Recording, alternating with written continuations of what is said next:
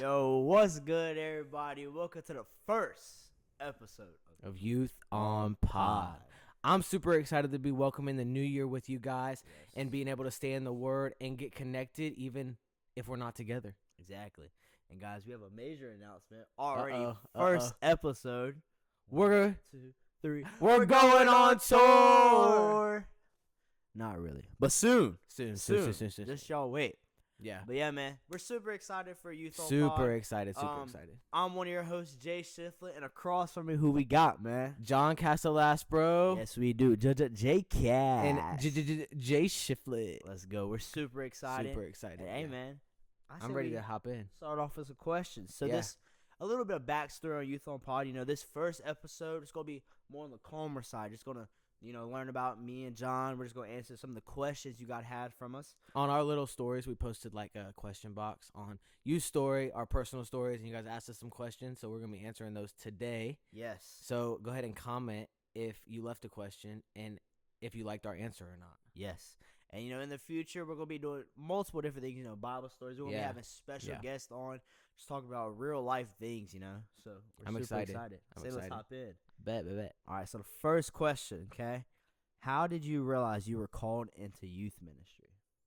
I like this question. So I was first called into youth ministry at Passion Conference. It's a young adults conference, a huge young adults conference. And Jackie Hill Perry, shout out Jackie Hill Perry if you're watching this. You could be behind this mic with me and Jace right now. Pop out, yeah. But she was speaking just about, like, callings and stuff like that, and I got a calling. And I was like, nah, bro, like, I'm not talking in front of people. Like, that's not my calling. And then fast forward a little bit, we were at, I think, a youth conference or fine arts conference or something. Somebody else was talking about a calling, and then God, like, really told me, he was like, you need to do this. And then I continued to ignore it, continued to, like, just vibe where I was going. And I got the position as the middle school director at Faith Assembly. Fire. And then I was like, well, I guess this is actually it. So I was, from there on out, I'm a youth director now. That's crazy to say. It's crazy to say. That's tough. So my story, it's kind of similar. I was called to ministry at our summer camp, NCAG summer camp. Shout out to NCAG. God had called me, and I talked to our youth pastor, Pastor Brandon. Shout out Pastor Brandon. Yes, and he's always told me that, like, there was a calling on my life, but I kind of just ignored it, bro. Like, I had my plans. Like, I wanted to go to ECU, do sports management, play club lacrosse, all this different stuff. And so I kind of ignored it. Went the whole summer, had my plan. And then at National Fine Arts, okay, it was me, my boy John Kumar, and my boy Ethan LaFrance. And in this hotel we were at, we were sitting in this little convenience store called Red's, okay? And we was eating ramen, right? It was like 11:30. And if you've never been to Fine Arts or whatever, so basically they bring, like, these colleges, these different colleges that are, like, part of the AG or something like that, or Bible colleges and whatnot. And one of them that was there was the Belonging Co. And the Belonging Co., they're like, if you know anything about worship music, you know who Natalie Grant is. And, like, Natalie Grant is, like, a part of the Belonging Co. or something like that. But anyways, one of their representatives, he came down there, and I had to give him a compliment or something like that. And his name was Nathan Sylvia. So, Nathan, if you're watching this, bro, I appreciate you, bro. Shout out to him. But this random guy I never met, we got to talking to him and whatnot. And by the end of it, he had confirmed my calling from God. And so, because, like I said, I told Brandon I need another confirming. And Nathan confirmed it in a conversation we had. And so, since then, that night, I went and I talked to Pastor Brandon. I was like, yo, bro, I said, I think I'm ready to take this next step. A few weeks later, I was actually at the church. It was me, Brandon, and Austin Love, okay? He's going to be a guest one day, too, Austin so y'all Love. be ready. We was about to go golfing, okay? And I walked up in the offices, whatnot. I'm, like, chilling with them. I was like, what's good, y'all? And there's a whiteboard, and it has my name on it. And I'm like, yo, fam, what is that whiteboard? And they're like, yo, we're going to talk to you about it later. So get in the car on the way to play golf and whatnot. And Brandon's like, yeah, bro. So that whiteboard, it was our youth group splitting up into high school and middle school. And I was like, whoa. and he was like, "We want you to be the Faith Youth intern." And I was like, "Bro, what? Like, that's what?" And so a few more weeks went by. We finally were able to actually have a meeting because like a lot of things came up in between. Finally had the meeting. And went got Chipotle, some good eats. Then went straight back to the church. Talked to John, and now I'm the Faith Youth intern. We announced it the next night at our Unite Worship Night, and since then, it's been on go ever since, bro. Been vibing. That's actually crazy. That's the first time I've heard like your whole calling thing. I've never heard that before, so that's crazy. Yeah. All right, next question.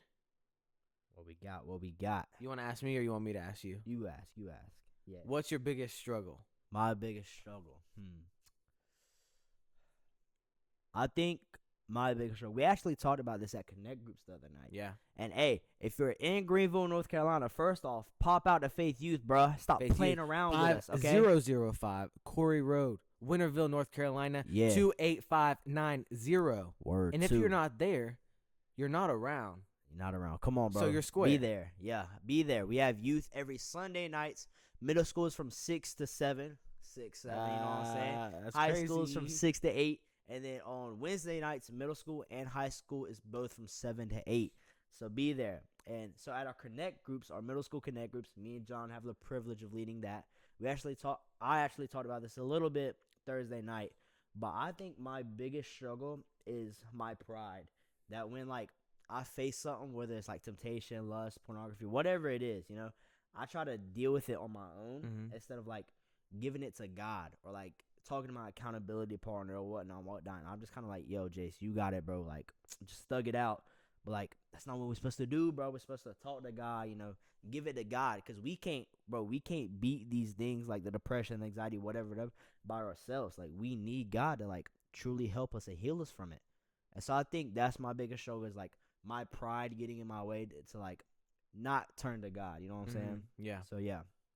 I think that my biggest struggle is, like, I have accountability partners and, like, I have all these people in my life to walk through life with and tell them, like, hold each other accountable. That's what they're for. But, like, I struggle telling my accountability partners what I need to be held accountable for, whether it be, like, lust, I'm depressed, or whatever it is.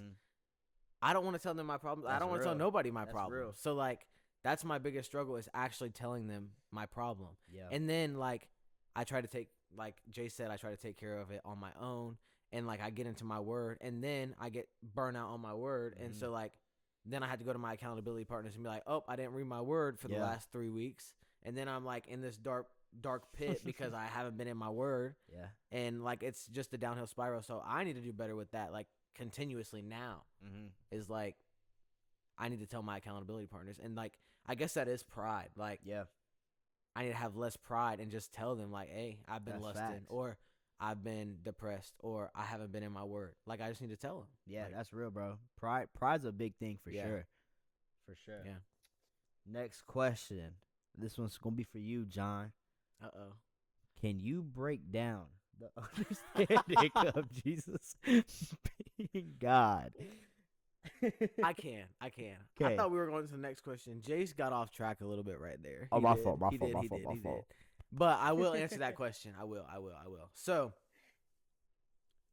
Jesus, I had to get this broken down for me like a while ago, and so I'm not like the best person to be answering this question. Yeah. And I would love to talk to whoever asked this question. Like, I want to get your headspace on it. But Jesus is God in human form.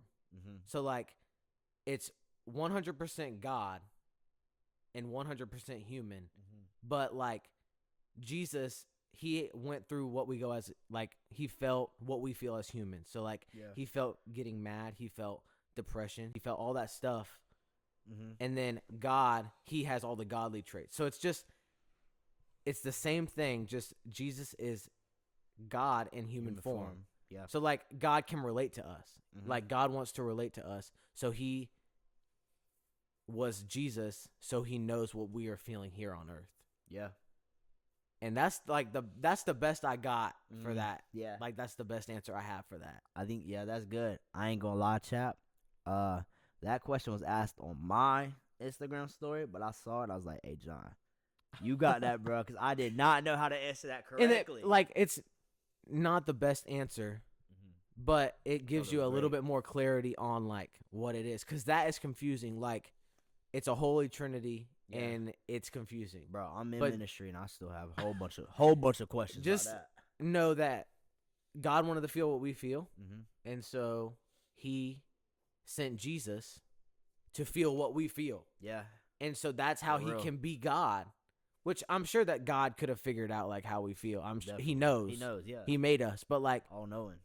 he wanted to live that, so He sent Jesus, Mm-hmm.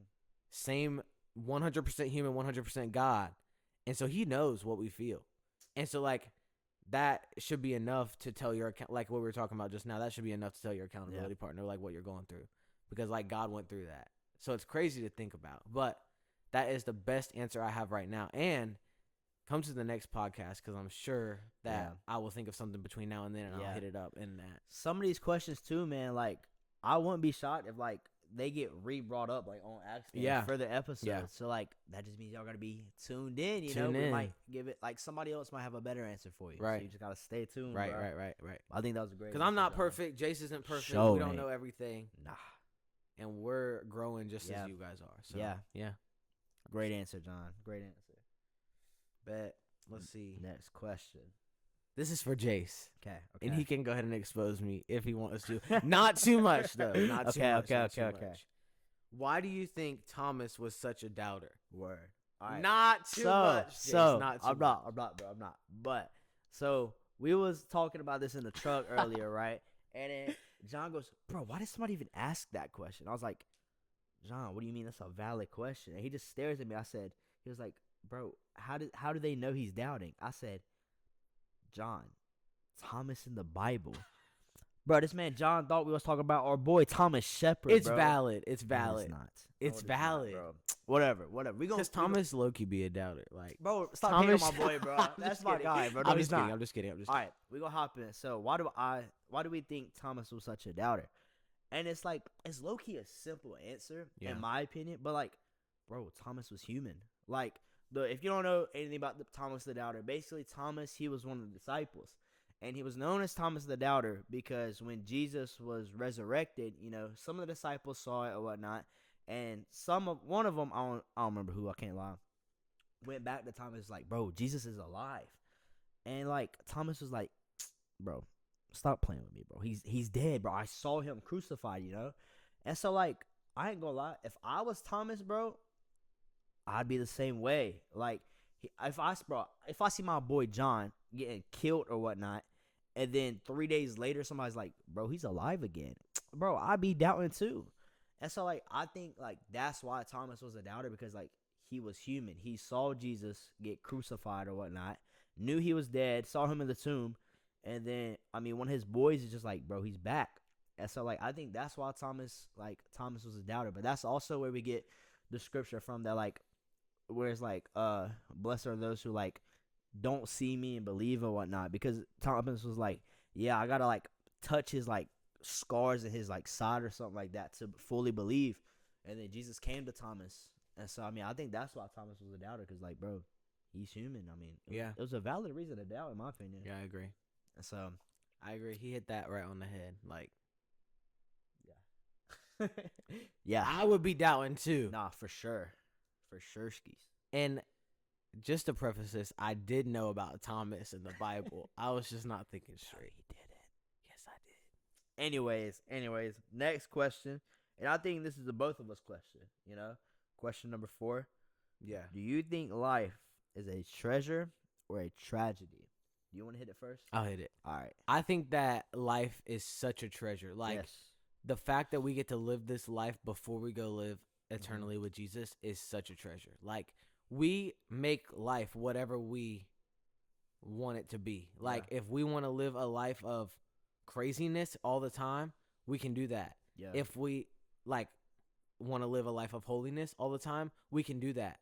I definitely recommend the holiness, but I agree. we get to choose what we get, like what we do in life. Yeah. We get to we're so free, and not everyone is like that. Like, if you live in a different country, like you know, but in the U.S., we get to choose what we do, and like it's just such a treasure to be able to live a life that God has given us before we go live eternally with Him. Yeah, I agree. I also do think that life is a treasure because to me, tragedy is a very, very strong word. Yeah. I think tragedy, keep it 100. I mean, tragedy is hell.